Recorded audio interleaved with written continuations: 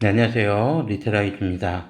자, 오늘은 2024학년도 단국대학교 입시 결과에 대해서 살펴보도록 하겠습니다.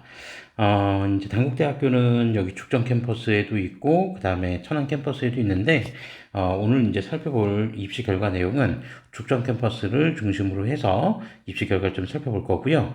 그리고 입시 결과 이제 마지막 편에 이제 의학 계열 같은 경우에는 천안 캠퍼스에 가 있기 때문에 의학 계열은 별도로 이제 입결만 좀 따로 살펴보도록 하겠습니다.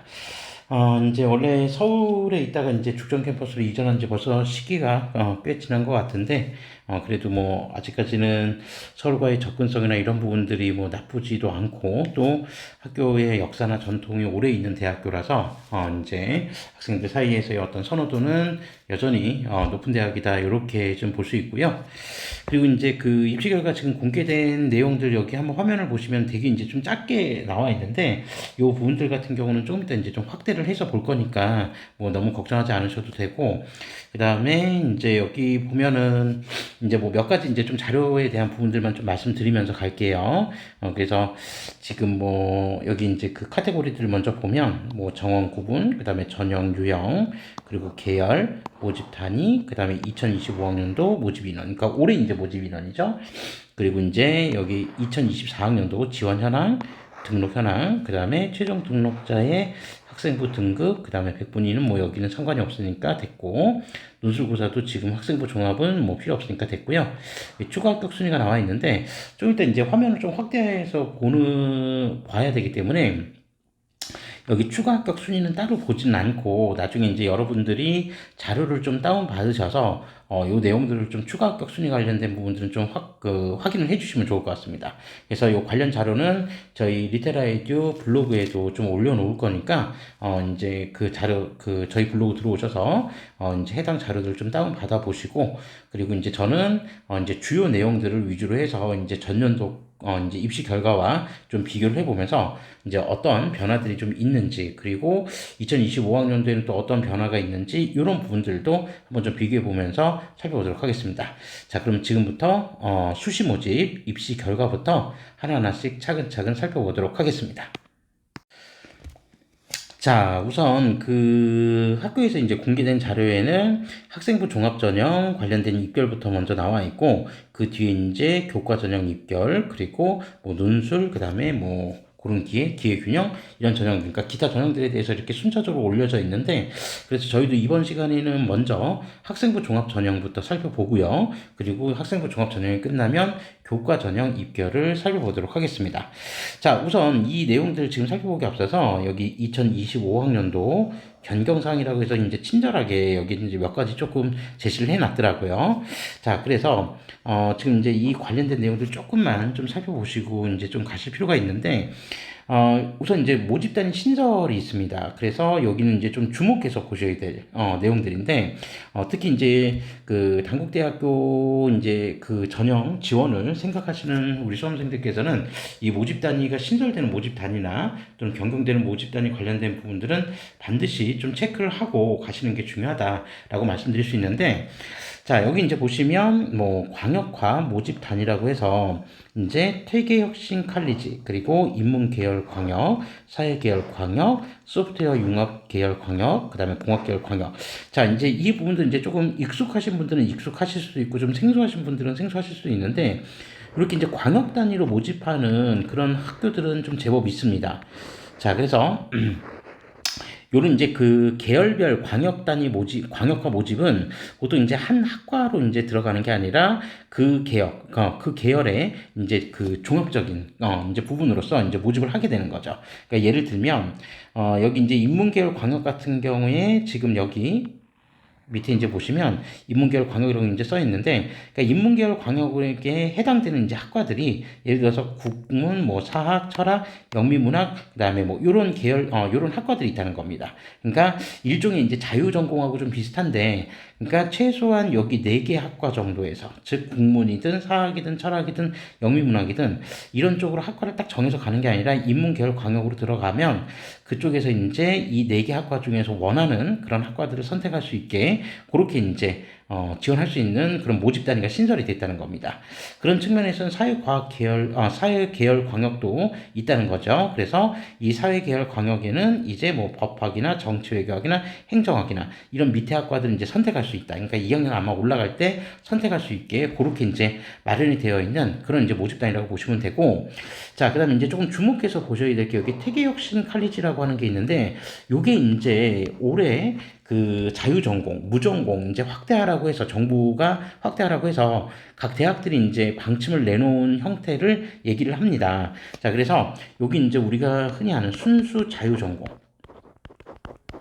이라고 보시면 돼요. 그래서 제가 이제 이전에 이제 자유전공 관련된 이제 그 동영상 하나를 좀 올려드린 게 있었는데, 그쪽에 이제 보시면은 요 태계혁신 칼리지 관련된 내용을 조금 실어놨습니다. 그래서 이제 태계혁신 칼리지도 있고, 그 다음에 천안 캠퍼스 같은 경우는 율곡혁신 칼리지라고 해서 그런 내용들도 좀 있다라는 점을 좀 참고해 주시면 좋을 것 같습니다. 그래서 정부의 자유전공, 그러니까 뭐 우리가 흔히 얘기하는 무전공이죠. 이런 이제 확대 방침에 따라서 이제 새롭게 학부로 이제 만들어져서 이제 모집을 한다라고 하는 것들을 기억해 주시면 좋을 것 같고요. 올해 이제 그 단국대든 아니면 또 다른 대학이든 간에 여기 자유전공과 관련된 부분들은 조금 관심 있게 살펴보셔야 될 부분이다. 이런 것들을 좀 말씀드릴 수 있고요. 그다음에 모집 단위 명칭이 변경이 되었다라고 하면서 뭐 글로벌 경영이 국제 경영학과로 뭐 이렇게 변경됐다고 하고요. 그 다음에 전형내 모집 단위가 확대가 됐다라고 하면서 이제 어떤 학과들에서 이제 어떠한 전형으로 어떤 학과에서 모집 단위가 확대됐는지 참고해 주시면 될 것 같고요. 나머지는 이제 제가 조금 전형에 대한 특성들을 좀 설명을 드리면서 이제 입결을 한번 좀 살펴보는 걸로 하겠습니다. 자, 우선 이 수시 전형 같은 경우에 전형별 이제 그 모집 방법들에 대해서 좀 간단하게 좀 말씀을 드리려고 하는데요. 자, 우선 이제 학생부 종합 전형부터 한번 간단하게 좀 살펴보고 넘어가도록 하겠습니다.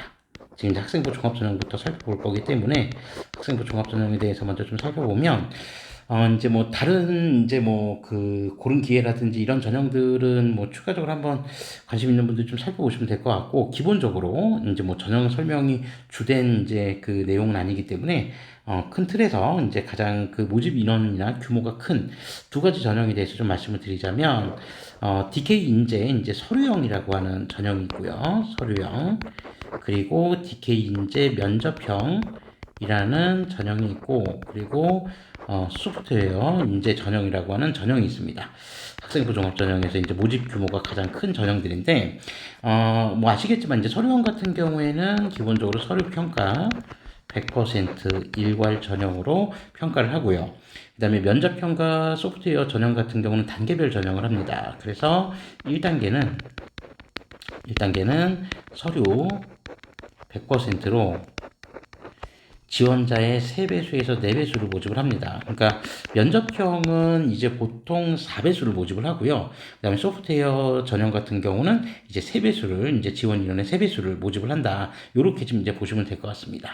자, 그리고 2단계에서는 다시 1단계 성적, 즉 서류죠. 서류 성적 70%와 그 다음에 면접 30%를 합산해서 최종 합격자를 선발합니다. 자, 근데 이제 뭐 아시는 분들은 아시겠지만 요 면접형 같은 경우에는 사실 이제 2024학년도, 그러니까 작년이죠. 2024학년도에 신설된 전형이었기 때문에 사실 이제 2023학년도의 자료하고 비교 자료가 없습니다. 그래서 이제 사실 이제 그 서류형, 그러니까 그 서류형으로만 이제 모집을 했었던 기존의 이제 그 학생부 종합 전형이 2024학년도에 이제 면접형이 이제 신설이 되면서 기존의 서류형에 있었던 인원들을 조금 분산을 해서 면접형으로 조금 이제 분산을 시킨 거죠. 그래도 뭐 여전히 이제 뭐 전체 모집 인원은 서류형의 면접형보다는 조금 더 많은 모집 인원을 가지고는 있습니다. 자, 그래서 일단 이제 기본적인 학생부 종합 전형은 이런 식으로 이제 학생들을 모집을 했었다라고 하는 걸 좀 기억해 주시면 되고요. 그 다음에 이제 뭐 참고적으로 수능 최저는 있냐라고 하는 부분을 따지면 수능 최저 학력 기준은 없습니다. 수능 최저 학력 기준은 없었다. 이렇게 좀 이제 기억해 주시면 되겠습니다. 그런 내용들이 이제 좀 특징이라고 이제 보시면 될 것 같고요. 그 다음에 이제 뭐 미리 이제 요것도 하나 좀 써놓고 이제 시작을 할 건데, 그럼 학생부 교과 전형은 어떻게 이제 모집을 하는지 이 부분들에 대해서도 좀 말씀을 드리도록 하겠습니다. 그러니까 학생부 교과 전형 같은 경우에는 기본적으로 이제 지역 균형 전형이라고 해서 요건 이제 그 고교 추천을 받아야 됩니다. 그래서 이 전형 명칭이 이제 지역 균형인데 지역 균형 이제 추천을 받아야 되는 추천형 전형이라고 보시면 되는데 이제 특징은 고교별 추천 인원 제한은 없다. 이렇게 좀 보시면 될 것 같습니다. 그래서 성적이 되면은 이제 뭐 지원 여부는 이제 학교에서 추천만 받는다라고 한다면 기본적으로 이제 전부 다 지원을 할 수 있다. 이렇게 이제 보시면 되고요. 추천 인원 제한이 없으니까. 자, 그러면 학생부 교과 전형 같은 경우에는 어떻게 이제 모집을 하는지 그 전형 방법을 한번 살펴보면 일단 기본적으로 전형 방법은 교과 성적 100% 일괄 전형으로 네, 이제 합격자를 이제 선발을 합니다. 자, 선발을 하는데 이제 이 교과 100%가 이제 조금 다른 학교랑 좀 적용하는 방식이 좀 달라요.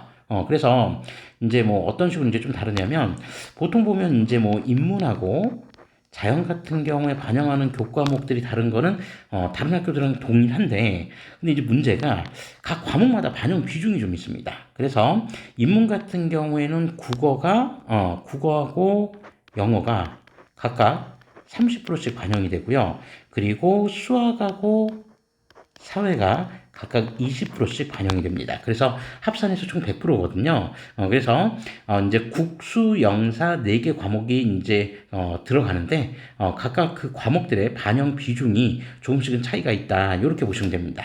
자, 반면에 자연계열 같은 경우에 모집 단위들은 국수, 영관데 대신 여기도 이제 과목별 반영 비중이 좀 달라서 수학하고 영어 같은 경우가 각각 30%씩 반영이 되고요.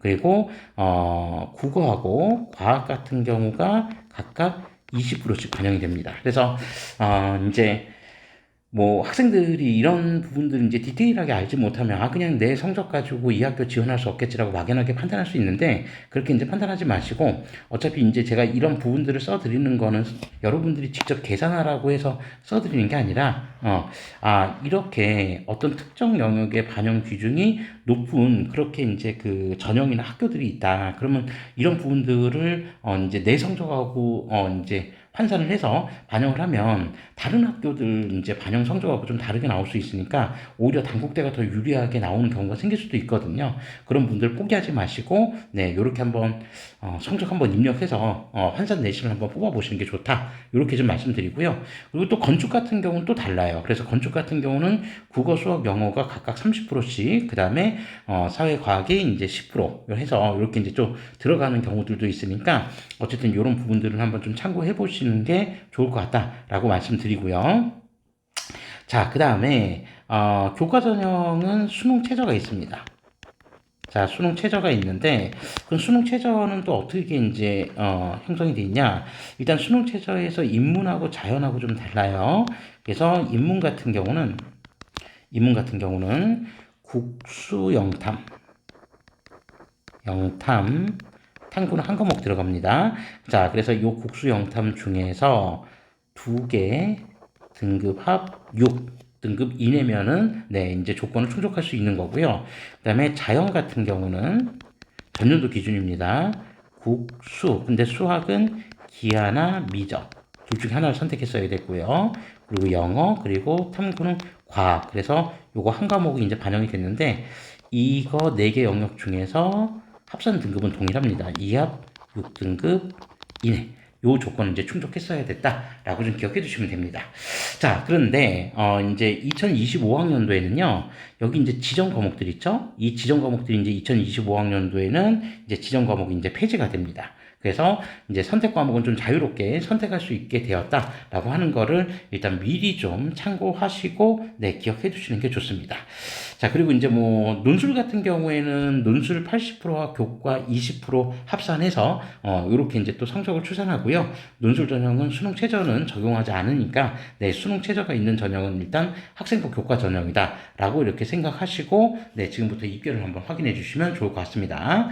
자, 그러면 이제 모집 단위별로 입결을 하나씩 좀 비교를 해볼 건데 자, 우선 이제 이 학생부 종합전형 같은 경우는 제가 이제 늘 말씀드리고 이제 저희 동영상 좀 보신 분들 이제 좀 익숙해져 있을 것 같기도 한데, 사실 이제 이 평균 등급이라고 하는 것 자체가 큰 의미가 있다라고, 그러니까 절대적이라고 말씀드리기에는 좀 힘듭니다. 그래서 기본적으로 이 평균 등급 자체는 우리가 이제 지원을 할 수 있는 여부를 판단하는 데 있어서, 지원 여부를 판단하는 데 있어서 어떤 참고 자료 정도로는 활용을 할 수 있지만, 이 자체가 절대적인 기준은 아니다. 그러니까 교과 전형 같은 경우에는 뭐 정량평가의 영역이기 때문에 어느 정도 좀 신뢰성 있게 그 성적에 맞게 지원 전략을 수립할 수 있지만, 학생부 종합전형은 지금 여기에 나와 있는 최저, 평균, 최고 등급 이 정도만 가지고 판단을 하기에는 조금 부족한 부분이 있죠. 그래서 이 부분들 그냥 절대적으로 맹신하지 마시고,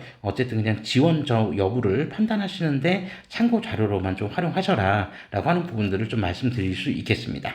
자, 그래서 지금 여기 이제 평균 등급이라고 하는 것이 나와 있는데, 이 평균 등급도 지금 2023학년도하고 직접적인 비교가 조금 쉽지 않은 게, 2023학년도 같은 경우에는 서류형밖에 없었습니다. 앞서 말씀드렸던 것처럼.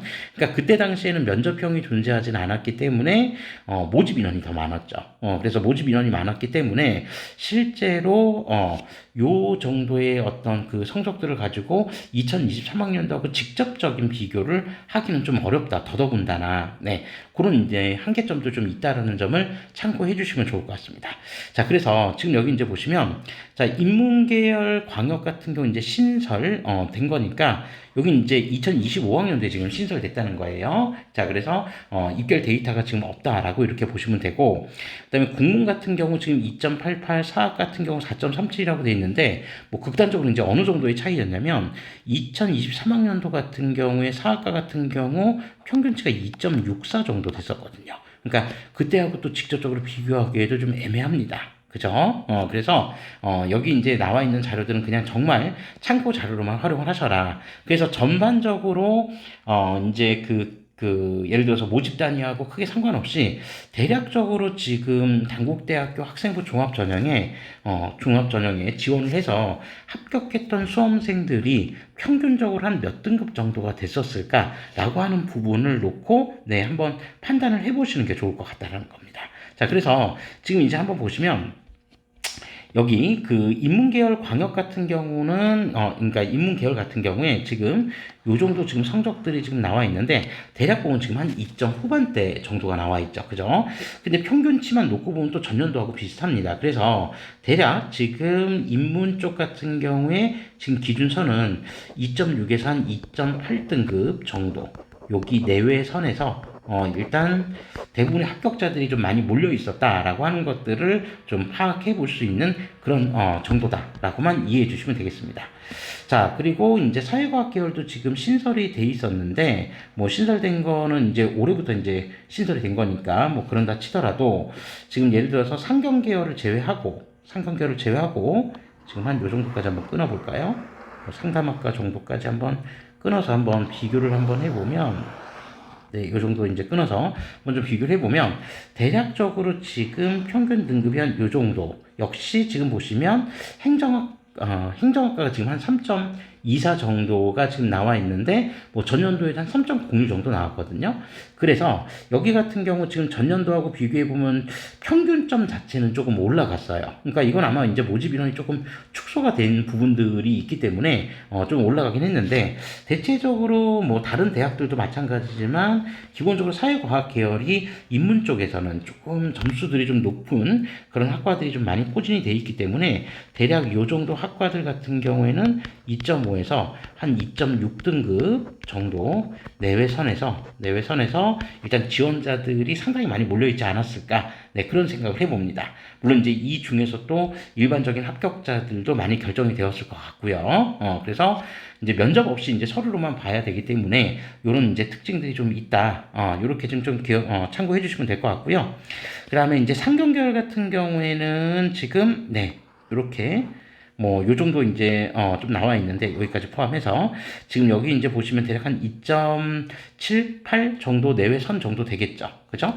자, 그러면 상금계열 같은 경우도 전년도하고 이제 좀 비교를 해보면 거의 비슷했냐? 사실 좀 비슷한 것 같습니다. 그래서 전년도에도 대략 상금계열 같은 경우 2.7등급 내외 정도 선에서 형성되었던 걸로 놓고 보면 네, 비슷하게 좀 끌고 오지 않았을까라고 하는 겁니다. 그러니까 이제 뭐 단순 선호도에서 왜 경영이 사회과학 계열보다 더 낫지에 대한 부분들은 뭐 이건 특별한 이유나 어떤 그런 부분들하고는 특별한 이유가 있어서 그런 건 아닌 것 같고 네, 각각의 이제 선호도의 차이 정도라고 생각하시면 될 것 같습니다. 그리고 뭐 경영 경제 쪽 같은 경우는 또 사회과학 계열들도 수학을 대단히 중시하는데 특히 경영 계열 같은 경우는 이수 과목에 뭐 경제 수학이라든지 이런 과목들 이수가 훨씬 더 좋은 점수를 받을 확률이 더 높기 때문에 그런 부분들까지 감안해서 네, 인문 쪽 학생들이 수학 쪽에 조금 약하다라고 하는 부분들을 감안한다면 뭐 거의 따지고 보면 사실 비슷한 거 아닌가 싶은 생각을 하고 있습니다. 네, 그래서 대략 한 2점 후반대 정도, 7등급 내외 정도라고 일단 한번 보시면 될 것 같고요. 자, 그 다음에 이제 사범대라고 하는 이제 한문교육과 그 다음에 특수교육과, 이렇게 이제 두 개 학과가 지금 또 배치가 되어 있는데, 특수교육하고 지금 한문교육 같은 경우에, 네, 이렇게 두 개 같은 경우를 지금 보시면, 대략 이제 2점 후반, 3점 극초반 정도 내외거든요. 이것도 역시 뭐 전년도하고 비슷했던 것 같아요. 그러니까 전년도에 한문교육과 같은 경우는 한 3점, 5 정도까지 갔었는데, 네, 그때보다는 조금 올라가긴 했지만, 네, 대략 이제 한 3등급 정도 내외 선, 네, 3등급 정도 내외 선에서 형성이 된 거 아닌가, 네, 그렇게 생각해 볼 수 있습니다. 그래서 3.0등급 내외 정도에서 형성된 것 같다. 네, 그렇게 이제 보시면 될 것 같고, 자, 그 다음에 이제 공대 쪽입니다. 공대 쪽 같은 경우에는 이제 뭐 선호도가 이제 되게 높은 학과, 그래도 이제 선호도가 이제 좀 비교적 높은 학과들이 좀 있는데, 그 대표적인 학과 같은 경우가 바로 여기 전자, 전기, 공학 같은 데겠죠. 그죠? 전자전기 같은데. 그래서 전자전기 같은 경우에는 지금 한 2.93 정도, 네, 요 정도 나와 있고, 전년도 입결이 한 3.13이었었으니까 큰 차이는 없습니다. 근데 이조차도, 네, 절대적 기준이라고 보기는 좀 힘들다. 네, 그렇게 이제 보시면 될 것 같고요. 그 다음에 융합반도체도 지금 뭐 비슷하게 나와 있죠. 2.99 정도로 지금 나와 있고, 융합반도체 이전 연도에, 이제 입결은 한 3.27 정도가 나왔었는데, 네, 이건 뭐 유의미한 차이라고 보기는 좀 힘듭니다.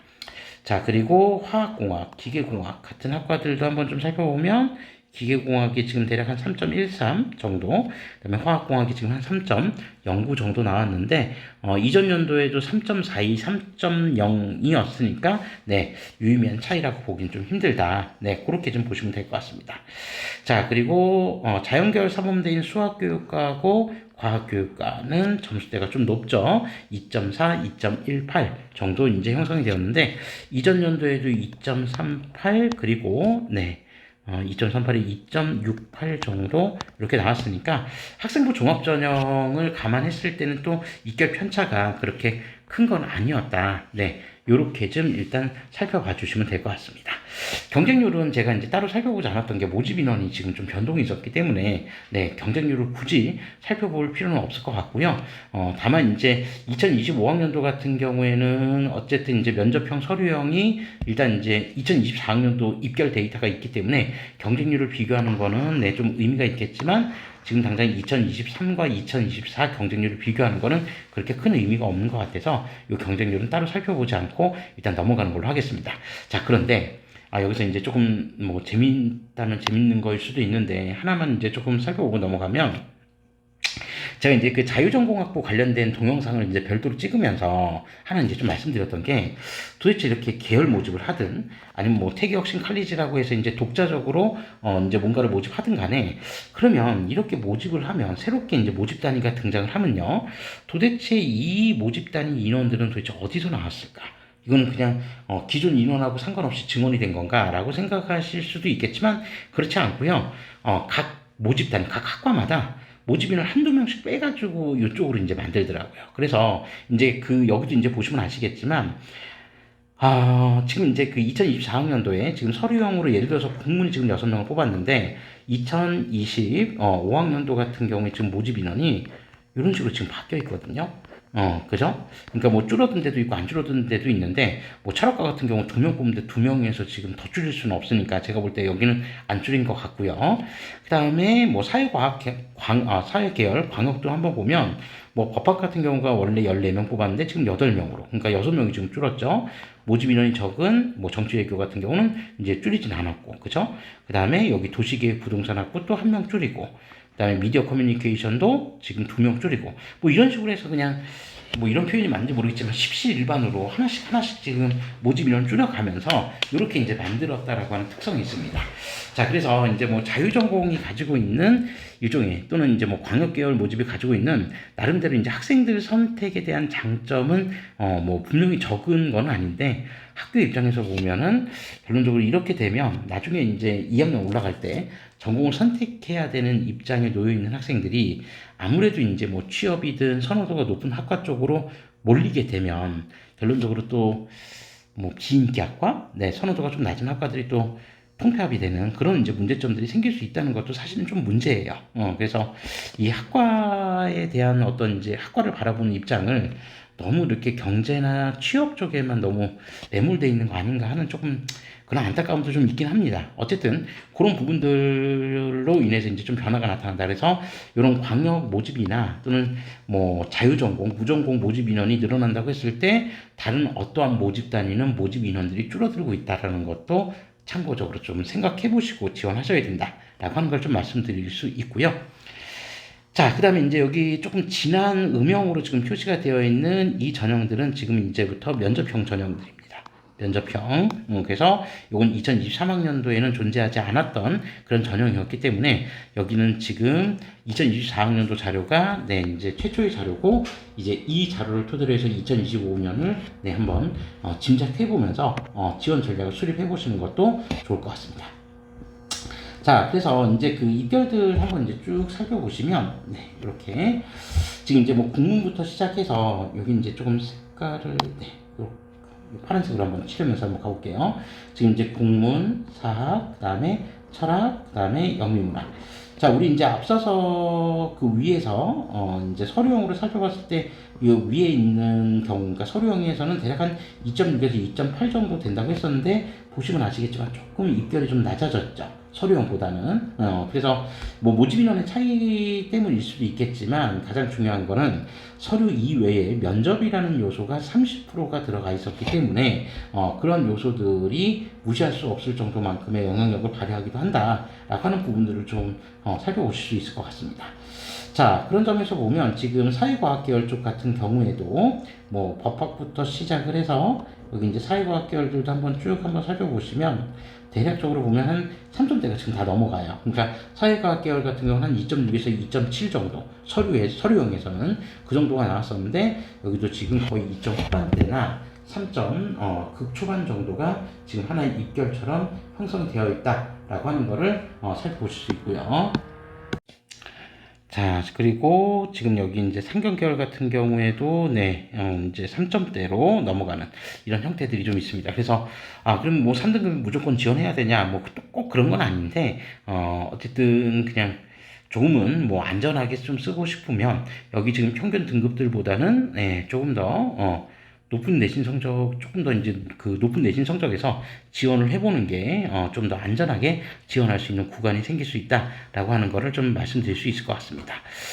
자, 그래서 여기 이제 학생부 이제 평균 등급이 좀 나와 있고, 그다음에 이제 여기 보면 이제 뭐 최저 등급들도 좀 나와 있거든요. 그래서 최저 등급들 뭐 몇 등급에서 합격했었는지 그런 부분들도 좀 살펴볼 수 있는데, 그냥 참고 자료 정도로만 좀 활용해 주시면 될 것 같고요. 자, 그리고 이제 면접형 이제 또 다른 이제 모집 단위들 지금 보시면 뭐 한문교육이든 특수교육이든 지금 여기 인문쪽 사범 계열 같은 경우에 최고점은 이런데 평균점이 지금 대략 3등급이 이제 조금 넘어가는 그런 형태죠. 면접의 영향력이 분명히 있었다. 요렇게 좀 살펴보실 수 있고요.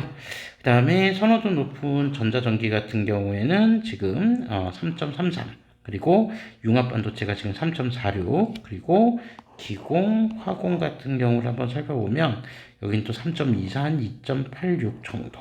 이렇게 나왔는데, 앞서서 이제 우리 일반 전형들, 그러니까 서류형 전형하고 좀 비교를 해본다면, 네, 그래도 이제 뭐, 이런 차이점 조금은 있을 수 있다라고 하는 거를 살펴보시면 될 것 같습니다.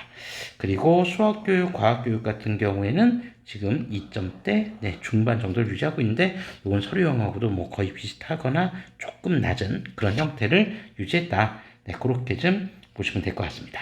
그래서 길게 말씀드리진 않고 이 정도 수준이라는 거를 일단 좀 파악을 하신 다음에 지원 여부를 결정해 보시면 좋을 것 같고요. 자, 그 다음에 이제 소프트웨어 인재, 그러니까 컴퓨터 계열 쪽 같은 경우 이제 소프트웨어 인재 전형이라고 해서 또 독자적으로 이제 그 신입생을 모집을 하기도 하는데, 소프트웨어 인재 전형 같은 경우에는, 정말 이제 다른 그 전형들보다도 그러니까 그 학교에서 이제 평가하는 어떤 이제 평가 항목으로 놓고 보자면 진로 역량이 상당히 이제 좀 중요한 그런 부분이다라고 좀 생각을 하시면 될 것 같습니다. 그래서 입결은 그러니까 2023학년도에도 소프트웨어 인재 전형이 있었거든요. 그때 당시에 입결과 거의 차이가 없어요. 거의 차이가 없으니까 이거는 이제 뭐 내신 성적의 절대성보다는 진로 역량 쪽에 좀 더 무게 중심을 두고 그만한 이제 그 컴퓨터와 관련된 능력 그리고 뭐 선호도 이런 관심 이런 것들이 정말 이제 좀 열정이 있는지 이런 부분들을 많이 평가를 한다. 이렇게 좀 생각해 주시면 될 것 같습니다. 자, 그 이외에 이제 뭐 창업 인재 기회 균형이 쪽이 있는데 요 전형들은 이제 여기서 이제 저희가 따로 다뤄보지는 않고요. 저희는 바로 이어서 학생부 교과 전형 입결 쪽으로 넘어가도록 하겠습니다. 자, 이 자료를 이제 조금 넘기다 보면 여기에 이제 보시면 보시는 것과 같이 지역균형 선발이라고 하는 전형이 있습니다. 그러니까 이 지역균형 선발이라고 하는 전형이 단국대 학생부 교과 전형이다. 이렇게 좀 이해해 주시면 될 것 같고요. 그리고 여기 이제 입결 데이터를 보면 앞에 데이터들과 뭐 그렇게 크게 다르지는 않는데 지금 여기 보면 뭐 학생부 100분이라고 하는 데이터가 좀 있거든요. 이거는 굳이 뭐 살펴보진 않으셔도 될 것 같습니다. 그래서 저희는 학생부 등급 쪽에 일단 이제 초점을 맞춘다. 그래서 여기에 평균점에 초점을 맞춰 살펴보되 다만 이제 그 단국대학교 학생부 교과 전형이 제가 앞서 말씀드린 것처럼 다른 대학들과 좀 다르게 과목마다 가중치가 좀 있다라는 거. 그죠? 그 부분은 좀 고려해서 살펴보셔야 됩니다. 그래서 이제 그 계열별로, 그러니까 인문 같은 경우에는 국어하고 영어 반영 비중이 각각 30%로 가장 높았었고, 자연 쪽 같은 경우에는 수학과 영어 반영 비중이 각각 30%로 가장 높았었거든요. 그래서 그런 부분들은 좀 일정 정도 감안을 하시되, 대략적으로 지금은 이제 평균 등급 정도를 살펴보고, 나중에 여러분들이 이제 실제로 단국대 식으로 환산을 했을 때 어느 정도 성적이 나오는지 그 부분들을 좀 가지고 지원 여부를 판단해 보시면 될 것 같습니다. 자, 그리고 앞서 말씀드린 대로 수능 최저학력 기준이 있기 때문에 수능 최저학력 기준 달성 여부 반드시 확인을 하셔야 된다라고 하는 걸 좀 말씀드리고요. 제가 이제 또 다른 학교 하다가 보면은 이제 칸을 자꾸 이제 다른 칸을 하는 때가 있어서 요거는 이제 조금 미리 좀 체크를 좀 해놓고 가겠습니다. 그래서 요 칸 지금 다룰 거다라고 하는 부분들 여기가 지금 학생부 평균 등급이니까 요 칸을 중심으로 해서 한번 다뤄보도록 하겠습니다. 자, 그 학생부 100분위는 따로 살펴보지는 않는다고 말씀드렸기 때문에 저쪽 부분을 뭐 확대해서 보지는 않을 거고요. 여기 부분만 일단 확대해서 이제 모집 단위별로 평균 등급이 어느 정도 나오는지 그 정도만 일단 확인해서 넘어가는 걸로 하겠습니다. 자, 그러면 우선 이제 뭐 교과 전형 같은 경우 이제 정량평가의 대상이고 또 교과 성적 100% 반영이었기 때문에 여기 있는 데이터들은 굉장히 이제 신뢰할 수 있는 데이터들이다. 요렇게 좀 기억해 주시면 될 것 같습니다. 다만 이제 요 내용들 그러니까 교과 전형 같은 경우에는 뭐 이제 이전 연도하고도 이제 비교를 해 봤을 때 이제 여기 이전 연도의 데이터하고 이제 좀 연계해서 여러분들 이제 어느 정도 입결이 만들어져야 지원 가능한지를 한번 좀 상상을 해 보시면 좋을 것 같은데 자, 우선 이제 국문 같은 경우에 지금 한 2.16 정도 요 정도 지금 등급이 나와 있죠. 그래서 이전 연도 이제 그 등급 같은 경우하고 좀 비교를 해보면 이전 연도에 비해서는 좀 많이 올라갔습니다. 그래서 이전 연도 한 2.66 정도였는데 그때에 비하면 2.16이었으니까 등급이 좀 상승폭이 좀 크게 나타났고 그 다음에 사학과 같은 경우가 지금 2.11 이전 연도에는 한 2.39등급 정도였었습니다. 역시 네, 상승하긴 했는데 매우 큰 편차라고 보기에는 조금 힘들 것 같고요.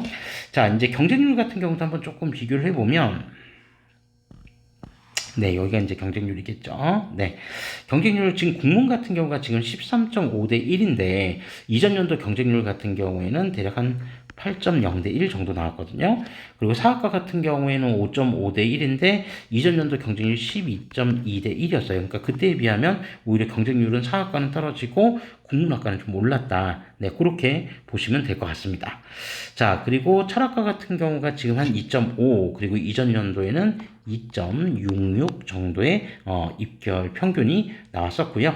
그 다음에 영미 인문학과 같은 경우에 2.25, 이전 연도 평균 등급은 2.47 등급이었습니다. 그래서 전반적으로 보면은 네, 입결이 조금씩 더 오른 그런 현상들이 나타났다. 이렇게 보시면 되고, 그다음에 경쟁률은 철학과랑 영미문학과는 전년도하고 뭐 비슷비슷해요. 그래서 철학 같은 경우에는 13대 1, 네, 그 정도 13.0대 1, 그 정도였고, 그 다음에 영미 인문문학과가 13.4대 1 정도 나왔었으니까, 네, 경쟁률에서는 그렇게 큰 차이가 있지는 않았다. 네, 이렇게 좀 보시면 되겠습니다.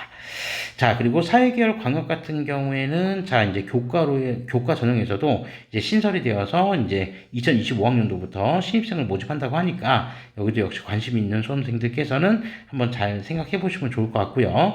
그러려면 이런 이제 그 교과 전형에서 신설되는 모집 단위들 같은 경우에 특히 광역 모집 단위 같은 경우에는 그 밑에 해당되는 학과들의 성적들이 지금 어느 정도 형성이 되어 있는지 그 부분들을 좀 살펴보시는 것도 굉장히 중요합니다.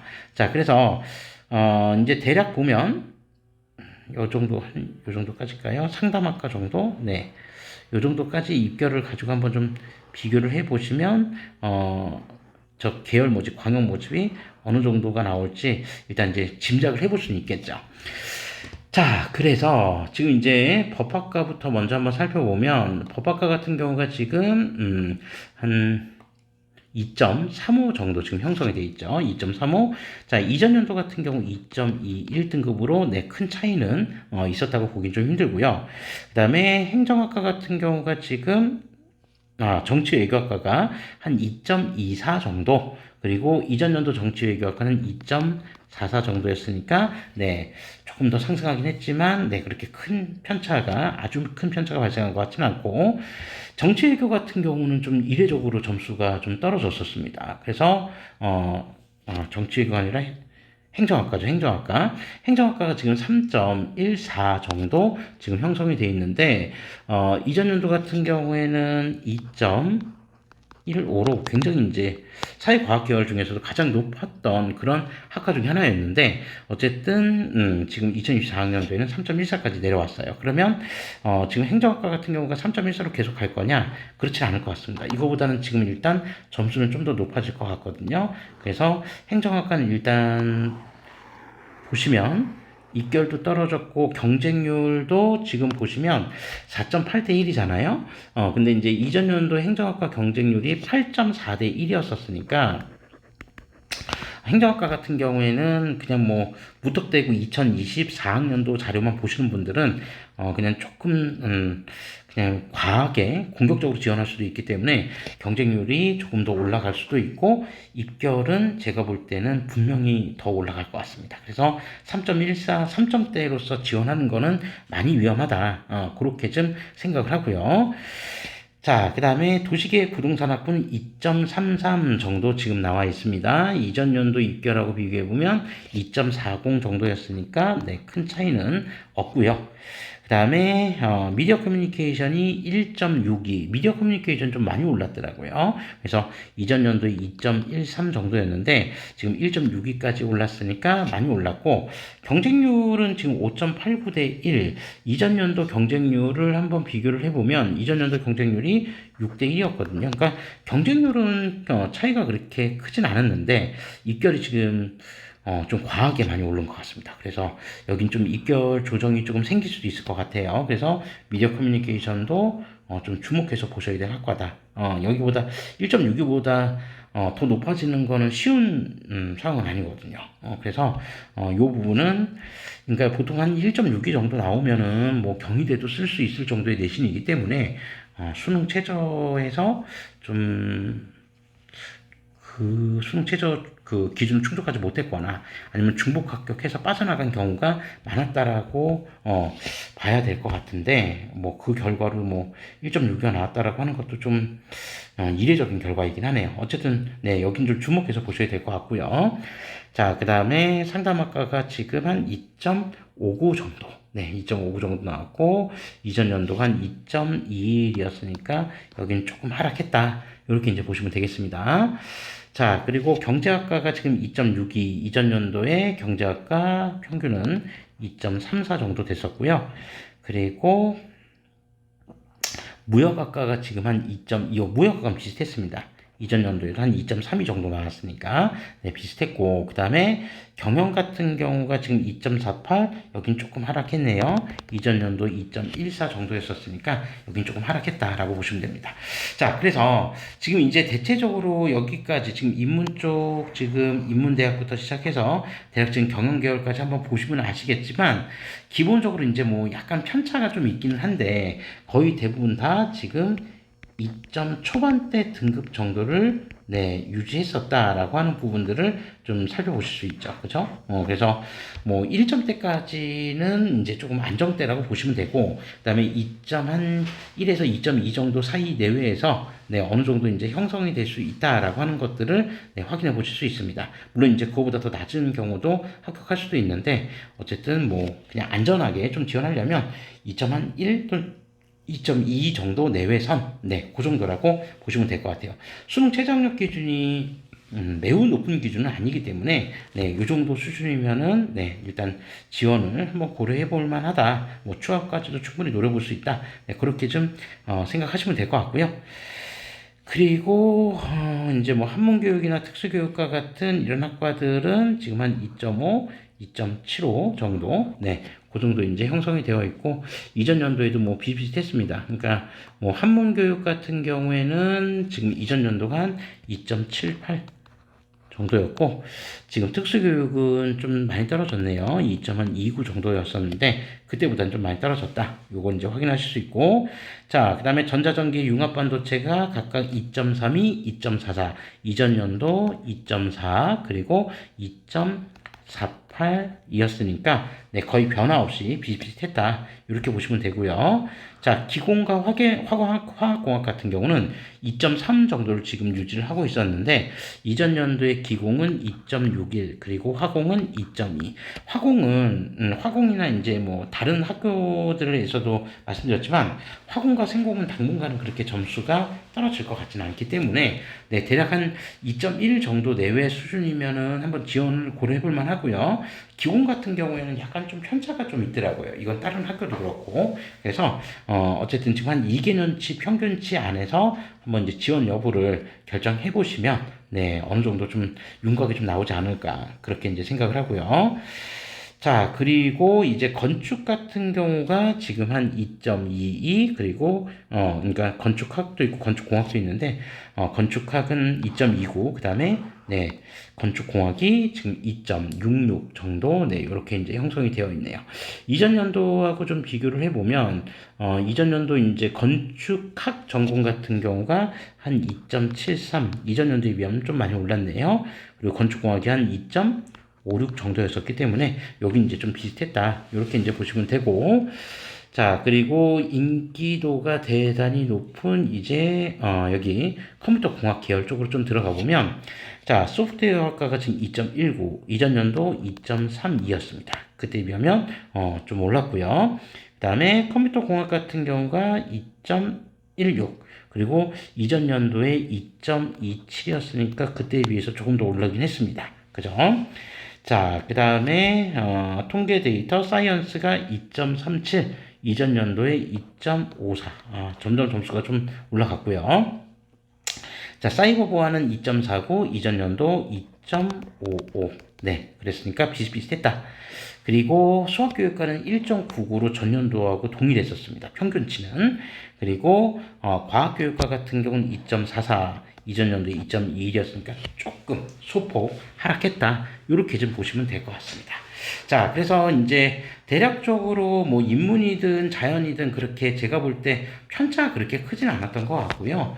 그래서 뭐 최저점도 있고 최고점도 있으니까 한번 비교해 보시면서 살펴보시되, 다만 지금 이제 전반적으로 어떤 평균치들을 한번 보시면 뭐 학과들마다 좀 다를 수 있습니다. 그래서 저는 그냥 이건 이제 영상으로 이제 찍는 부분이고 또 공개적으로 이제 말씀을 드리는 거기 때문에 대략 한 2.1등급 뭐 내외 정도, 네, 환산 내신이요. 환산 내신이 요 정도 나오면 된다라고 이제 보시면 될 것 같고, 조금 공격적으로 지원하시는 분들 같은 경우에는 한 2.3에서 한 2.4 정도 등급, 네, 여기 내외 정도 선이라고 보고 접근하시면 될 것 같아요. 그래서 뭐 얼추 이제 그 단국대 지원하는 수험생들이 숭실대나 뭐 세종대 지원하는 수험생들하고 또 겹치는 부분들도 좀 있기 때문에 그 학교들 등급들하고 좀 비교를 해봐도 대략 요 정도 등급대가 나오면은 네, 동시 지원이 다 가능한 성적대가 되지 않을까 그렇게 생각을 합니다. 자, 그래서 일단 교과 전형은 한 요 정도 입결 정도를 한번 고려해 보시고 지원 여부를 판단해 보시는 게 좋다. 이렇게 이제 말씀드릴 수 있고요. 그다음에 나머지 이제 뭐 논술 우수자 전형 같은 경우가 그 밑에 이제 쭉 나와 있는데, 사실 이제 뭐 교과 내신보다는 논술의 이제 반영 비중이 70%로 이제 뭐 압도적으로 높은 학과 전형이었기 때문에 아무래도 이제 모의 기출이나 모의 논술이나 기출 논술 이런 문제들을 좀 풀어보시면서 본인들의 이제 그 논술 실력이 환산 점수가 어느 정도 나오는지 좀 확인해 보시는 게 좋을 것 같습니다. 그래서 여기 보면 이제 논술 전형 같은 경우는 논술 고사 평균 점수들이 좀 나와 있거든요. 그래서 이런 부분들 한번 참고해 보시면서 논술 연습을 할 때 내 등급이 지금 내 점수가 한 몇 점 정도 나오는지 그런 것들을 좀 확인해 보시는 게 중요하다. 이렇게 말씀드릴 수 있을 것 같습니다. 자, 이상으로 수시 입결에 대한 리뷰를 좀 마무리하도록 하겠습니다. 그래서 이제 종합 전형 그리고 뭐 교과 전형 이렇게 두 가지 전형 중심으로 좀 살펴봤고요. 이제 뭐 단국대학교뿐만이 아니라 다른 대학교들도 마찬가지지만 지금 2025학년도 모집 인원이 아직 최종 확정이 안 된 학교들이 많아요. 그래서 그 이유들이 제가 뭐 자유전공 확보 관련된 동영상에서도 말씀드렸지만, 기본적으로 자유전공, 무전공, 그죠? 요거 모집 인원 확대, 그 다음에 의대 정원까지 지금 맞물려 있어서, 정말 뭐 이렇게까지 이렇게 사람을 이렇게 답답하게 이렇게 좀 그 정보들이 빨리 공개가 안 되나 좀 걱정하시거나 뭐 그런 부분들이 있을 수 있는데, 제가 봐도 그런 부분들은 조금, 수험생들 입장에서는 뭐 이렇게, 좋은 소식은 아닌 것 같아요. 좀 불편한 소식인 것 같은데, 어쨌든 조금 기다려 보시고, 이제 나오는 대로 또 거기에 맞춰서 전략을 수립하시면 되니까, 일단 이제 기본적으로 학교가 가지고 있는 입결 데이터들이 어느 정도 수준인지를 파악하는 거는, 굉장히 중요한 일이 될 수 있다. 이렇게 이제 생각을 하시고, 네, 차근차근 좀 준비해 주시면 좋을 것 같습니다. 자, 저희는 다음 동영상, 즉 이제 정시 입결 동영상에서 이제 단국대학교 입시 결과 마지막 관련된 리뷰를 하고 이제 전반적인 마무리를 하도록 하겠습니다. 자, 수시 입결 마무리하고요. 지금까지 시청해 주셔서 감사합니다.